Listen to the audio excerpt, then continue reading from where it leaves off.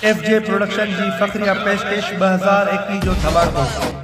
एसार production में हर दर्द की दवा, हर दिल जो आवाज़, सिंधी गीतन जो शहजादो, मास्टर इम्तियाज अली अब्बासी।